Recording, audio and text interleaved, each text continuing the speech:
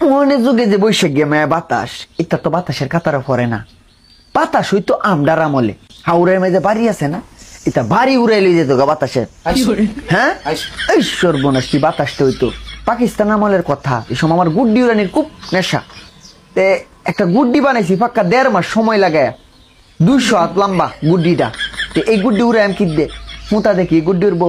আমরা 10 থেকে 15 কানি নাইলে খেতাছি। এই নাইলে খেতার যত ফাট, সব ফাট দিয়ে রশি বানায়া, ফাড়ের রশি দিয়ে গুড্ডিটা উড়াইছি। 2-4 গ্রামের মানুষ হয়েছে গুড্ডিটা দেখার লাগে। একদিন বিহাইলে বেলা গুড্ডিটা লয়ে গেছি বন্ধ উড়াইতাম। তে মানুষ মাইসের মাথা মাইসে কে ইমন মানুষ। তে গুড্ডিটা যখন উড়াইছি 10 জন লোক লাগতো আর কি গুড্ডিটা উড়ানির লেগা। তে গুড্ডিটা যখন টান দিছি হিমুই তো বাতাস ফুবাইলে বাতাস কারে কই, ইমন বাতাস না।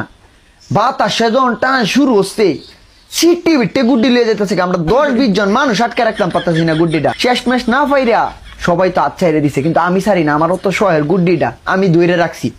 এই গুড্ডি আমারে লইয়া নে সৌদি আরব বালুচরের মেঝে না ফালাইছে, মরুভূমির মেঝে। হ্যাঁ এই সর্বনাশ, সৌদি আরব নে ফালাইছে আমারে গুড্ডিটা।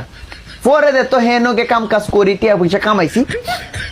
পরে দেই যে বাড়ি ঘর দিতা বানছি বই আর কি বিদেশ। আর এই সময় তো বিমান আসিন না, বছরে একটা বিমান আইলে আইসে নাইলে নাই। এবার বিদেশ গেছিলাম আর কি। আমি এই কাহিনীটা কইলাম তোর লগে।